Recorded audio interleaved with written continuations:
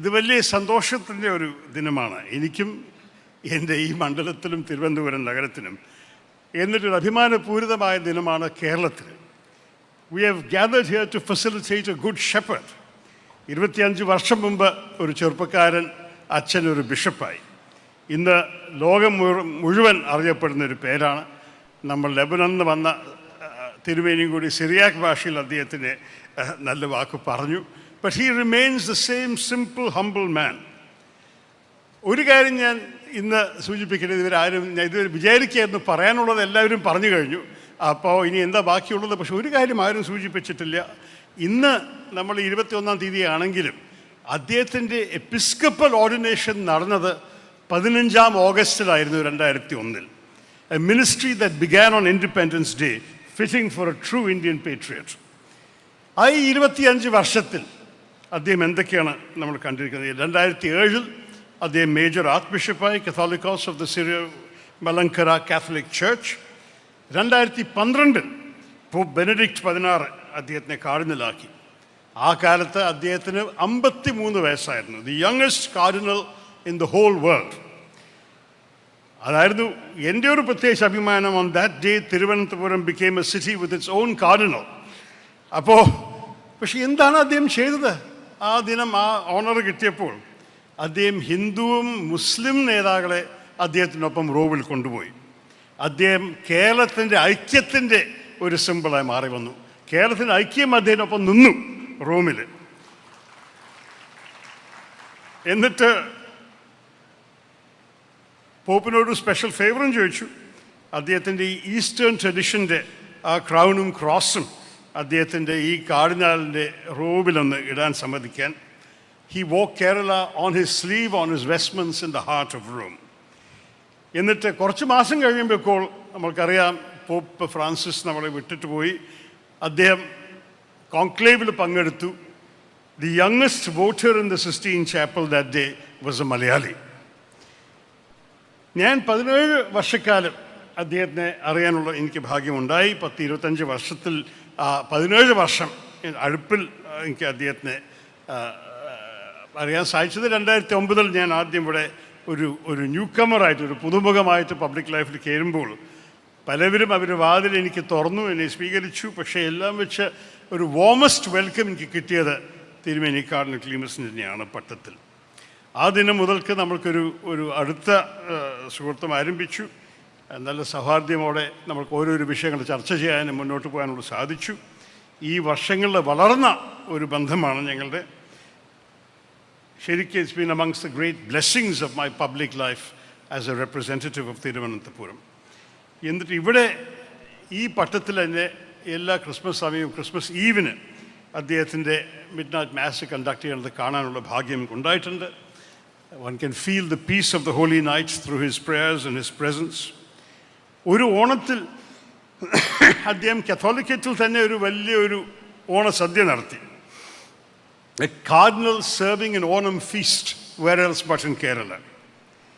പക്ഷെ നമ്മൾ എല്ലാവർക്കും അറിയാം, പിന്നെ 1-2 തിരുമേനിമാരെ നമ്മൾ ഓർമ്മപ്പെടുത്തി, പിന്നെ the church is not a guest in our land. എൻ്റെ സുഹൃത്ത് കോൺറാഡ് സംഗ്മ നമ്മളെ പറഞ്ഞ പോലെ, it is a child of the soil. St. Thomas the Apostle came to the Malabar coast in the 1st century, long before the faith had reached Europe. European രാജ്യങ്ങളിൽ ക്രിസ്ത്യാനിറ്റിയുടെ സന്ദേശം എത്തുന്ന മുമ്പ് നമ്മൾക്കിവിടെ കേരളത്തിൽ കിട്ടി. എന്നിട്ട് 1930 മാർ ഇവാനിയോസ്, ഇന്ത്യയുടെ ന്യൂമൻ എന്നായിരുന്നു അദ്ദേഹം പറഞ്ഞിട്ടുണ്ടായിരുന്നു.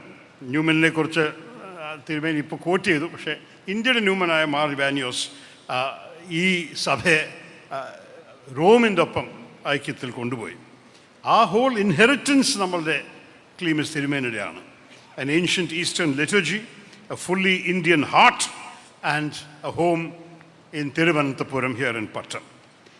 അപ്പോൾ ശരിക്ക് അദ്ദേഹത്തിൻ്റെ മോട്ടോ, ഈ സിൽവർ ജൂബിലി മോട്ടോ എന്താണ്? To unite in love.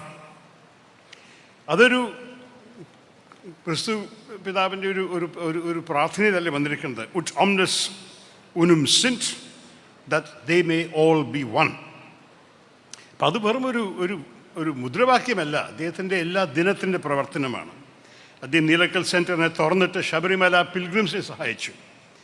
അദ്ദേഹം ആ തീർത്ഥാടന യാത്രയിൽ അദ്ദേഹത്തിൻ്റെ അനുഗ്രഹം കൂടി ഉണ്ടായിട്ടുണ്ട്. പാളയം ജുമാ മസ്ജിദിൽ അദ്ദേഹം സഞ്ചരിച്ചിട്ടുണ്ട്. ശിവഗിരി മട്ടിൽ അദ്ദേഹത്തിനെ കണ്ടിട്ടുണ്ട്. ഈ ചർച്ച്, ഈ സഭ ഫ്രീ ഡയാലിസിസ് കൊടുത്തിട്ടുണ്ട് സെയിൻറ്റ് ജോൺസ് ഹെൽത്ത് സർവീസസ് വഴി പല സാധാരണക്കാർക്ക്. പാപ്പനക്കോടിൽ അദ്ദേഹം വീട് കെട്ടിയിട്ടുണ്ട്. ഒരു മതത്തിൻ്റെ ചിന്തയില്ലാതെ എല്ലാ മതത്തിൻ്റെയും ആൾക്കാർക്ക് ആവശ്യമുള്ളവർക്ക് കൊടുക്കാനുള്ള വീടുകൾ കെട്ടി. എന്നിട്ട് കേരളത്തിൽ വലിയ സന്തോഷം. Councillor, thank you. പൂരിതമായ ദിനമാണ്. 25 ലോകം മുഴുവൻ അദ്ദേഹത്തിൻ്റെ ഒരു അടയാളമായി മാത്രമല്ല, he has build bridges amongst the churches. ഇവിടെ കാണുന്ന എല്ലാ ചർച്ചുകളിലെയും തിരുമേനിമാരെ കാണുന്നതും അതും ഒരു അടയാളമാണ് നമ്മുടെ ക്ലീമിസ് തിരുമേനിയുടെ ഹൃദയം. ഒരു ചെറിയ കഥ ഞാൻ അദ്ദേഹത്തിൽ നിന്ന് കേട്ടതാണ്.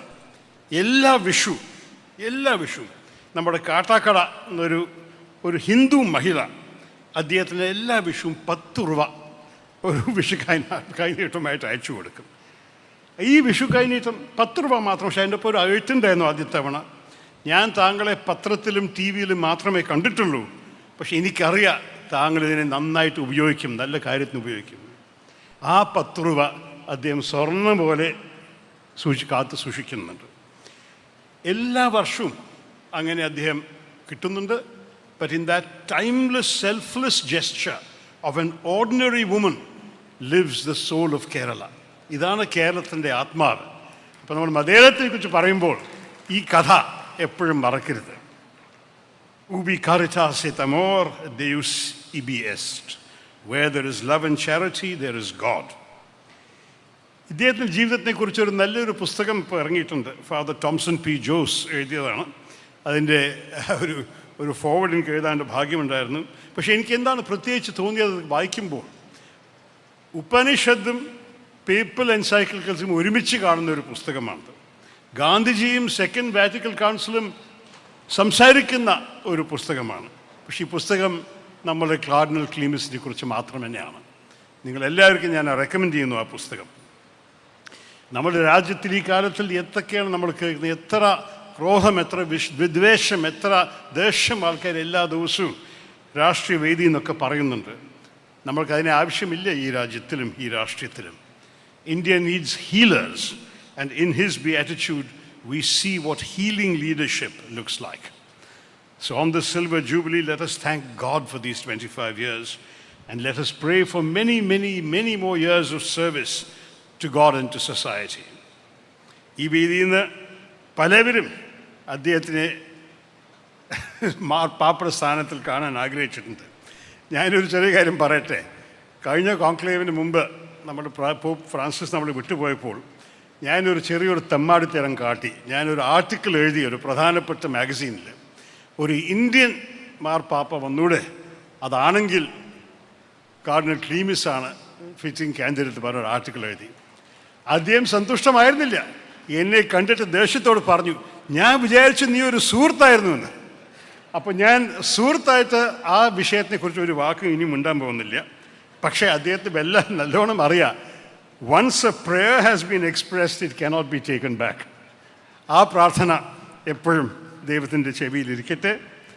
ഞാൻ ഒരിക്കലും കൂടി അദ്ദേഹത്തിൻ്റെ ദീർഘായുസ്സും ഈ നാടിനും നമ്മുടെ ജനങ്ങൾക്കും അദ്ദേഹത്തിൻ്റെ വിശ്വാസത്തിൻ്റെയും സേവനം എപ്പോഴും നടക്കട്ടെ. ഒരു കാര്യം കൂടി ഞാൻ പറയാം, his beatitude is needed far more here on earth than in heaven, and I'm sure God knows that better than any of us. അതുകൊണ്ട് ദൈവം കുറച്ചും കൂടി ദീർഘമായിട്ട് നമ്മളോടൊപ്പം അദ്ദേഹത്തിന് ഇരുത്തുന്ന എനിക്ക് പൂർണ്ണ വിശ്വാസമുണ്ട്. So your beatitude, may God give you long life, good health, and the strength to keep uniting us all in love.